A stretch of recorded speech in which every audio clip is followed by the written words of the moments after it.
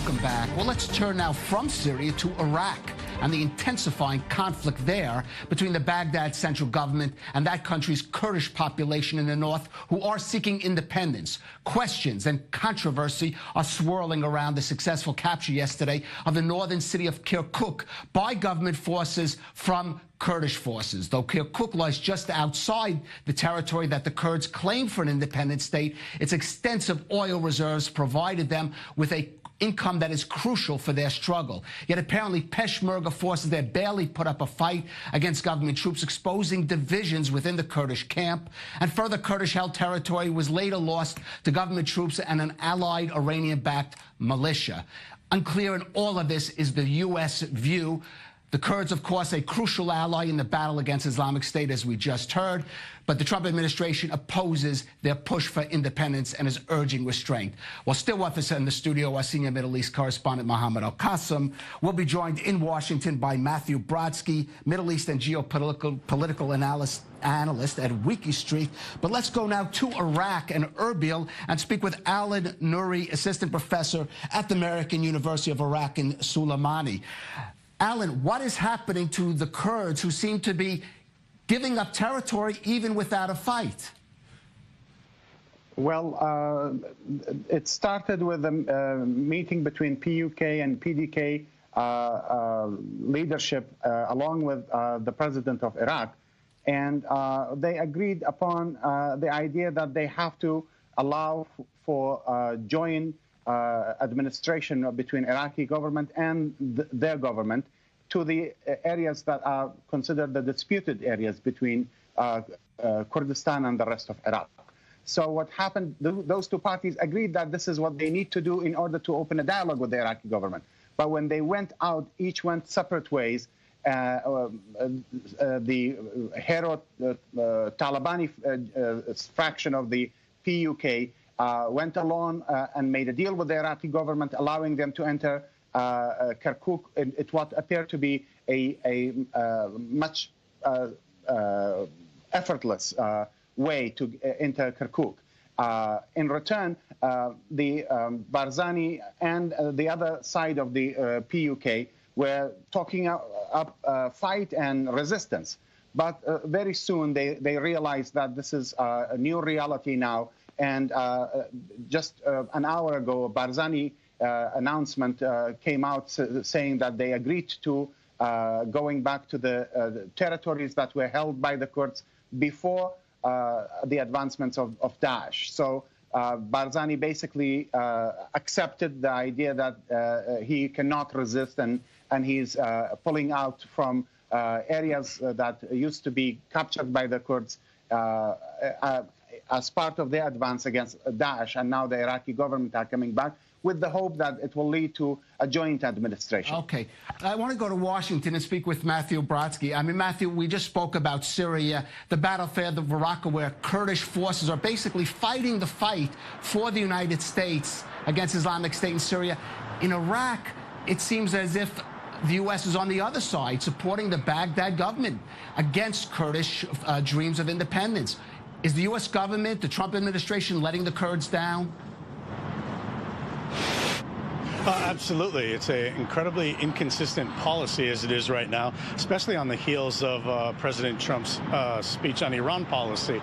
The fact is the United States needs to decide if it's going to back the Kurds, and the Kurds are obviously in multiple states. If he wants to push back against Iran, there are several ways to do that. But the largest and most immediate component to that strategy is, in fact, not the nuclear program at this moment. It's the incursions that Iran is making throughout the region, and northern Iraq is absolutely one of them. So, I mean, there's many decisions that the Trump administration needs to make. Is it vital that Iraq and Syria remain separate, unified countries? How are they going to do that? How are they going to account for Iran in this case? The fact is, ISIS is pretty much pushed back on their heels, and just a battle that's designed solely to defeat ISIS is just not sufficient, given the challenges that are faced in the Middle East, and given the strategic threats that are coming from the Middle East to the United States. Alan, I just want to go back to briefly Masoud Barzani, who heads the Kurdish regional government. He seems to be playing catch-up here. Has Has his stature been damaged by the events in Kirkuk? Oh, yes, severely. Because he announced to the Kurds that this is something I am pushing for. And if we succeeded, then enjoy my fruit of labor. And if not, then consider me a madman who was ranting.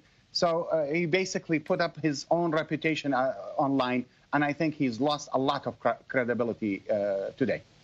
Mohammed, I want to ask you about this Iranian-allied militia, because it looks like, and certainly that's going to be concern in Washington, in Jerusalem, the Iranians gaining more of a foothold in Iran, and this is an example of that, it seems. Well, this is an example, but this is not, again, a breaking news. We have all, we've known for a long time that Iran's influence is expanding and great in Iraq.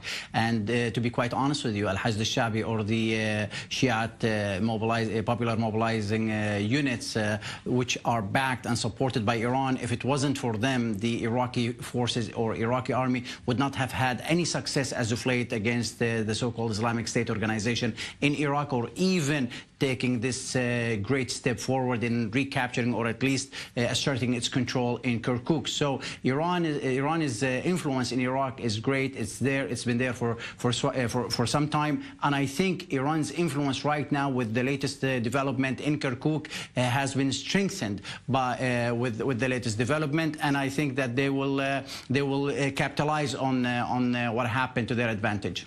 I want to go back to Matthew Brodsky in Washington and try to pin you down, Matthew. Should the U.S. come out for some kind of Kurdish independence there in Iraq? Of course, borders can be discussed, but should that be a policy of the Trump administration?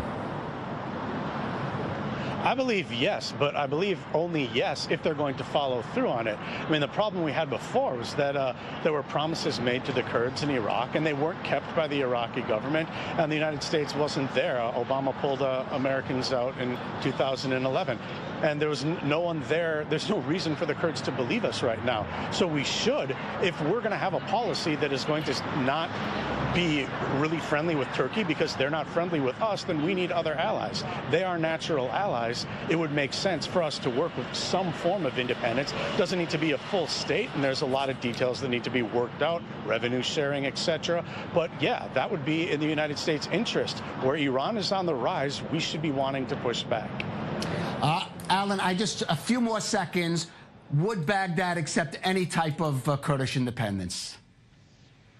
Baghdad already knows that the Kurdish aspiration is real, and they have to deal with it somehow.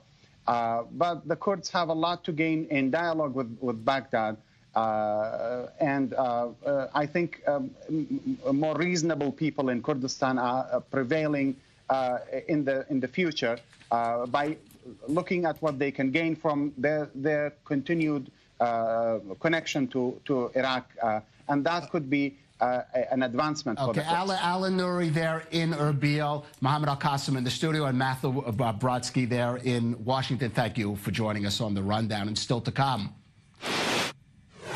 Israel's Zionist Union Party shaken after new leader Avi Gabay talks against evacuating settlements. Netanyahu tells Russia's defense minister Israel won't allow Iranian presence in Syria.